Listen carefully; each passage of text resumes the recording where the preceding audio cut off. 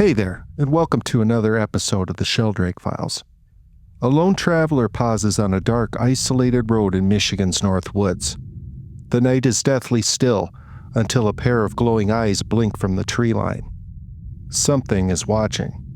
The figure stands taller than any wolf, standing on two legs at the forest's edge.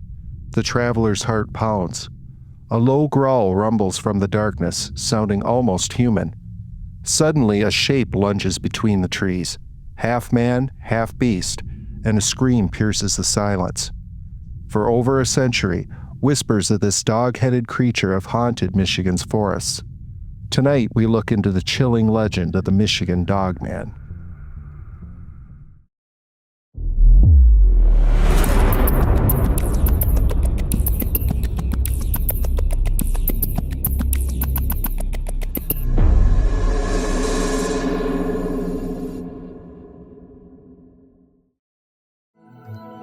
Legends of mysterious creatures stalk the American wilderness, and Michigan is no exception.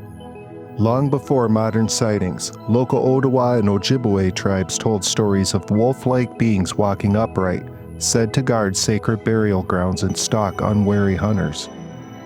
The first recorded encounter with the Dogman occurred in 1887 near the Manistee River in Wexford County. As the story goes, two lumberjacks working in a remote logging camp reported a terrifying creature coming out from the woods. It was described as a 7-foot-tall monster with the head of a dog and the muscular torso of a man. Its eyes glowed an unnatural blue, and it let out a howl like a human scream. The men watched in disbelief as this dog-like figure stood upright on its hind legs, staring back at them. That 1887 encounter, whether fact or folklore, sparked Michigan's continuing Dogman legend. Soon, whispers spread among lumber camps and farming villages of an elusive Dogman roaming the woods. According to later folklore, this creature wasn't seen every year, but in a mysterious cycle, seemingly every 10 years, in years ending with a 7. In fact, local tales even claim that a loud clap of the hands can frighten the Dogman away, as if treating the beast like a stray dog in need of scolding. Skeptics scoffed, but the reports were just beginning. Decades passed, and sightings, though rare, continued to surface. In 1937, a man named Robert Fortney was fishing along the Muskegon River near Paris, Michigan, when he was surrounded by a pack of wild dogs. Fortney fired his shotgun into the air to scare them off. It worked, except for one. To his horror, one dark, large animal rose up on two legs and locked eyes with him, refusing to flee. Fortney reported that the beast stood there on its hind legs, staring him down with an almost human intelligence before it finally turned and vanished into the brush. He would later recall the creature's eyes were an eerie shade of blue and that its presence felt unnervingly human. That frightening standoff in 1937 became one of Michigan's most famous early Dogman encounters. Others soon came forward with similar tales. In 1938, just a year later, another man along the Muskegon River claimed a group of large stray dogs attacked him while he was out in the woods. He drove most of them off with gunfire, but one lingered, then stood up on its hind legs and glared at him defiantly. The pattern was eerily familiar. By the mid-20th century, the Dogman was entrenched in local lore. Sightings spiked in the 1950s in rural Allegan County, where residents reported a wolfman lurking near farms and cemeteries. In the 1960s, reports came from across the state's northwest, from Cross Village on Lake Michigan shores to the woods of Manistee County. People described encountering a bipedal canine creature stalking the twilight hours. Up in Big Rapids, a place already steeped in folklore, locals murmured about strange howls in the Haymarsh State Game area around that same era. One particularly compelling account from 1961 even yielded a photograph, albeit a blurry and hotly debated one. That year, a night watchman at a manufacturing plant near Big Rapids claimed he saw a tall, unknown creature lurking by a chain-link fence on the edge of the property. Startled, he grabbed his camera and snapped a photo of the beast illuminated by his flashlight. The resulting image, known now as the Haymarsh photo, is grainy and indistinct, but it appears to show a large, upright figure with glowing eyes standing near a fence post. Skeptics later insisted it was likely just a bear standing upright or even a person in a costume, but others weren't so sure. The watchman was adamant that what he saw was no bear. It moved with a canine-like agility on two legs.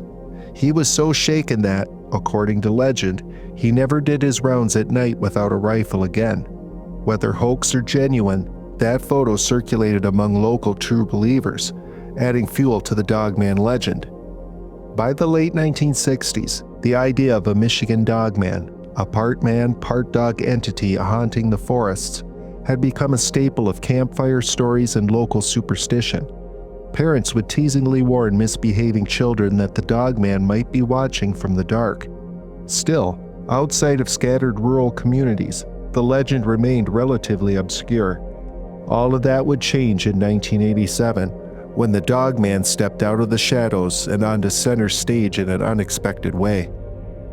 In 1987, exactly 100 years after the first Wexford County sighting, the Dogman legend would reawaken. The catalyst was not another sighting, but a song on the radio. It began as a practical joke.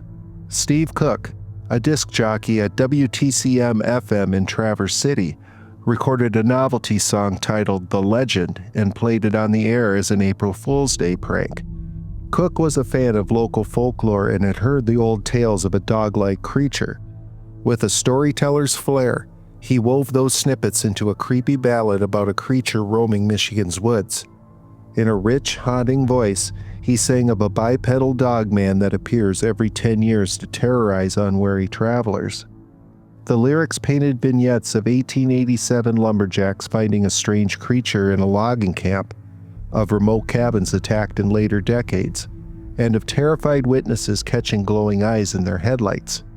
According to the song, this Dogman would return in cycles in years ending in 7, just as Folklore had whispered. Cook even credited the track to a made-up logger turned balladeer, a fictional man named Bob who supposedly witnessed the beast, adding to the prank's mystique. It was all in good fun, or so Cook thought. But what happened next took everyone by surprise. As the song finished playing on the chilly April airwaves, the station's phone lines lit up. Listeners began calling, in droves, not to laugh, but to share their own stories. Caller after caller claimed that they had encountered something similar to the creature in Cook's song. They spoke of seeing a huge, shaggy canine figure that walked like a man, of strange howling cries in the night, and of finding unexplained paw prints larger than any wolf's by their barns and cabins.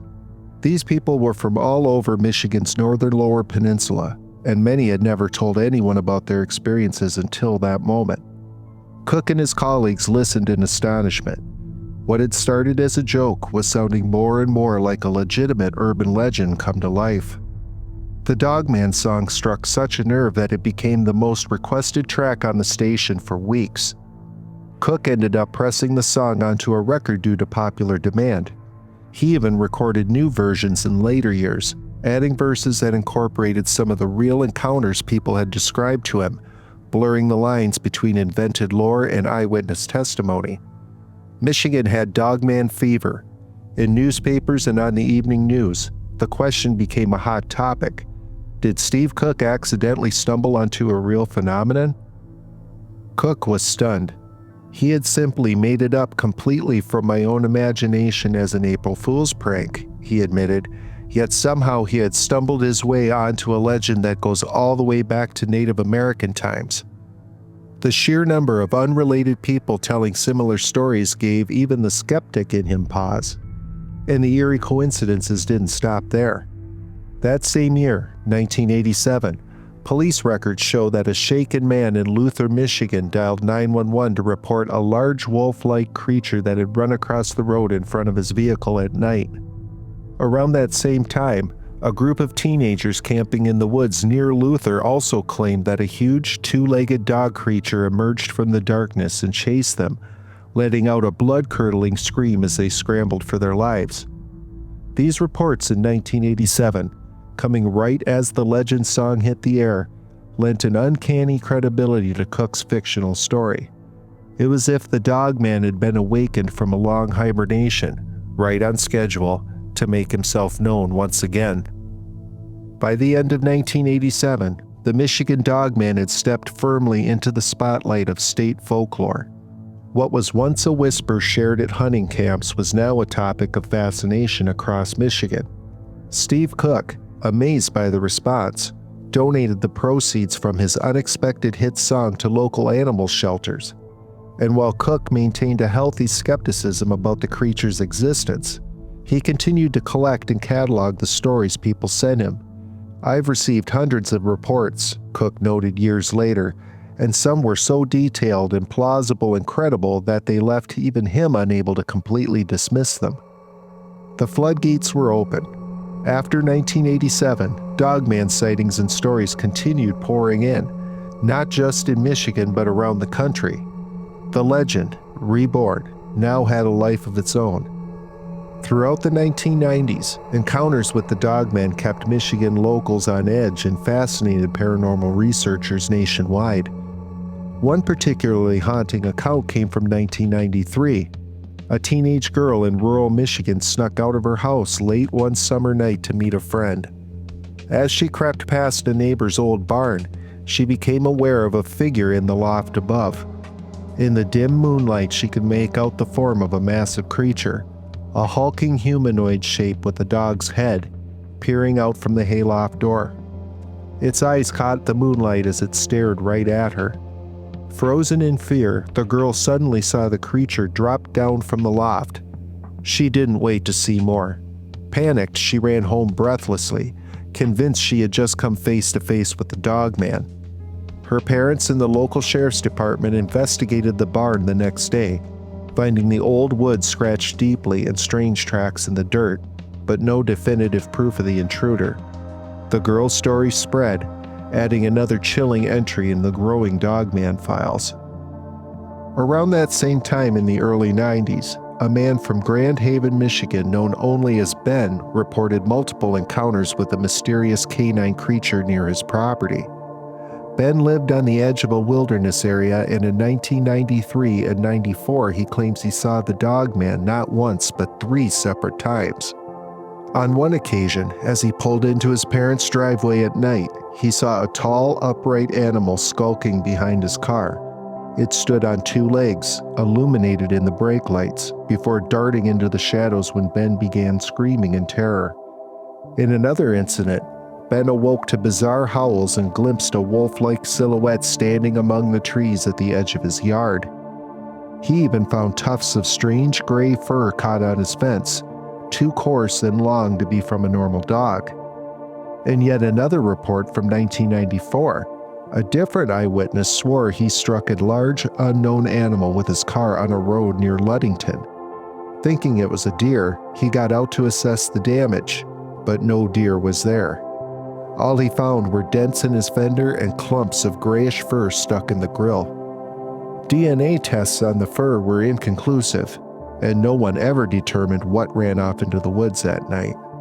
Encounters like these, lacking hard evidence but rich in fear and mystery, kept the Dogman story in the public eye, evolving from a localized myth into a full-blown modern legend. By the mid-2000s, the Michigan Dogman had transcended its humble beginnings to become a fixture in pop culture and cryptid lore. In 2007, the legend experienced a viral resurgence thanks to a chilling piece of found footage known as the Gable Film. The grainy video, which surfaced online anonymously, was presented as a recovered 1970s home movie reel. It opens with innocent scenes: a man chopping wood, playing with his dog, driving down a country road in winter. Suddenly, the camera turns toward a clearing where a large, dark quadrupedal creature appears in the distance. The thing moves oddly, at times on all fours and at times almost hopping. As the cameraman approaches, the creature charges at lightning speed, rising up. The camera drops amid frantic motion, and the film ends in chaos. Many wondered if this was finally real footage of a Dogman in action. For a brief time, the Gable Film fueled intense debate and excitement, until investigators exposed it as an elaborate hoax. Hoax or not, millions saw the video, and it cemented the Dogman's place in the modern internet age of the paranormal. Michigan's monster had now gone global. Even as skeptics debunked the Gable Film, genuine reports kept coming. Steve Cook continued to receive letters and emails about sightings. Enthusiasts formed groups like the North American Dogman Project to catalog and investigate claims, treating the Dogman as a serious cryptozoological mystery. Local newspapers in Michigan's Traverse City and the Upper Peninsula periodically ran stories every few years, especially when a year ending in 7 rolled around, asking if the Dogman would make an appearance. The legend also inspired creative works. Traverse City filmmaker Rich Brower produced 2 low-budget horror films in 2012 and 2014 about the Dogman. Books and podcasts also picked up the tale, from fictionalized novels to investigative episodes interviewing witnesses. On social media, fan pages and forums attracted thousands of members eager to discuss sightings, share eerie photos from deep woods hunts, and debate theories. Through it all, the Michigan Dogman has remained a popular fixture of the state's folklore, a subject of both playful storytelling and serious investigation. For many Michiganders, the Dogman is now a point of regional pride. It's our monster, as much a part of Michigan's cultural landscape as Bigfoot is to the Pacific Northwest. Some have even compared the Dogman's fame in Michigan to the Loch Ness Monster's status in Scotland, a cryptid mascot intertwined with local identity. To this day, folks in the Northwest Lower Peninsula swap Dogman stories around campfires, and curious travelers journey to the dense forests around Wexford, Manistee, and Emmett counties hoping, perhaps nervously, to catch a glimpse of the legendary beast. The legend continues to evolve with each generation, proving that the Dogman has sunk its teeth deeply into Michigan's imagination. With over a century of sightings and stories, what could the Michigan Dogman actually be? Explanations vary widely, and they range from the straightforward to the fantastical. Here are the leading theories. 1. An unknown cryptid. Some researchers suspect the Dogman could be a yet undiscovered species lurking in North America's wilds. They propose it might be a rare, reclusive upright canid, essentially a wolf or prehistoric canine that has evolved the ability to walk on its hind legs. Others speculate it could be a genetic throwback to dire wolves or other ancient creatures thought long extinct. Under this theory, the Dogman is flesh and blood, an apex predator that has managed to evade capture and scientific recognition. Its rarity and elusive nature would explain why hard evidence is scarce. 2. Misidentification or hoax. Skeptics argue that there is nothing supernatural or unknown about these sightings at all. People are simply misidentifying known animals. Michigan has plenty of black bears, which can stand on their hind legs and in poor light or at a distance might look eerily human-like. A large dog or wolf standing on a fallen log could similarly be mistaken for a Dogman silhouette. In other cases, pranksters and hoaxers may have played a role, from teenagers in werewolf costumes to viral internet hoaxes like the Gable Film. This theory holds that the Dogman legend is a combination of tall tales, optical illusions, and the power of suggestion. When people expect to see a monster, they just might convince themselves that they have. 3. Supernatural entity or folklore. Another camp believes that the Dogman may not be a normal animal at all, but something more otherworldly. They point to the Dogman's roots in Native American lore and werewolf mythology. Perhaps the creature is kind of a spirit guardian of the forest, a protector of ancient burial mounds or sacred lands, as some native legends imply. Others wonder if it's a shapeshifter or skinwalker. In some indigenous traditions, powerful shamans could take the form of animals, including wolves. A few even suggest the Dogman might be a werewolf in the European tradition, a human cursed to transform under certain conditions. The most extreme supernatural theory posits that the Dogman could be an interdimensional being or ghostly entity that slips in and out of our reality. While these ideas may sound far-fetched, they gain traction due to one frustrating fact: no one has ever caught a dogman. Unlike bears or wolves, none have been killed or captured, and there are no skeletons or clear DNA samples to study. Believers in the paranormal suggest that if the dogman is a spirit or spectral being, that could explain the lack of physical evidence. Despite numerous reports, hard evidence remains elusive. No carcass or hair sample has ever been verified. No unequivocal trail cam photo produced. This absence of proof is a double-edged sword. It bolsters the skeptics, but it also adds to the allure for believers. The dogman occupies a space in the unknown, always one step beyond what science can confirm, yet too persistent in eyewitness lore to completely dismiss. As author Linda S. Godfrey noted in her research on American werewolf reports, the Michigan Dogman shares striking similarities with Wisconsin's famous Beast of Bray Road, suggesting that if such creatures are real, they might roam far beyond one state.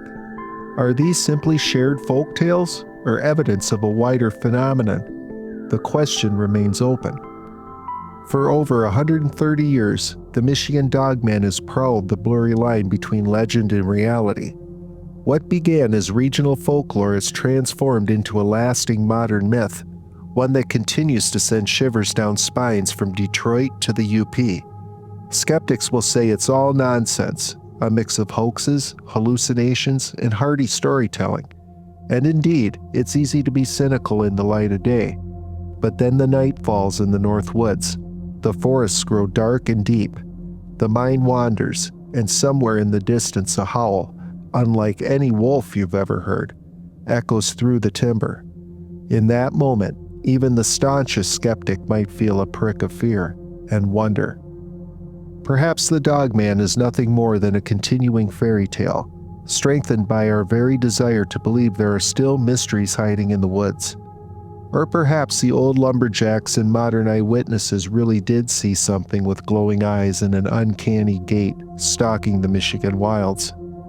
The truth may never be proven, but the legend lives on, growing bigger with each retelling and each alleged sighting that emerges. In a way, the Dogman is as real as any shared legend can be, traversing the realm of folklore and finding a home in the imaginations of those who hear its tale. So when you're driving down a lonely road in the Michigan wilderness and the shadows seem to move in the corner of your eye, or when you're camping under the whispering pines and hear a distant, guttural howl that raises every hair on your neck, remember the stories. Maybe it's just a coyote or the wind, but maybe, just maybe, the Michigan Dogman is out there, watching. Stay safe, and if you feel you're not alone, you might try a loud clap or two, just in case.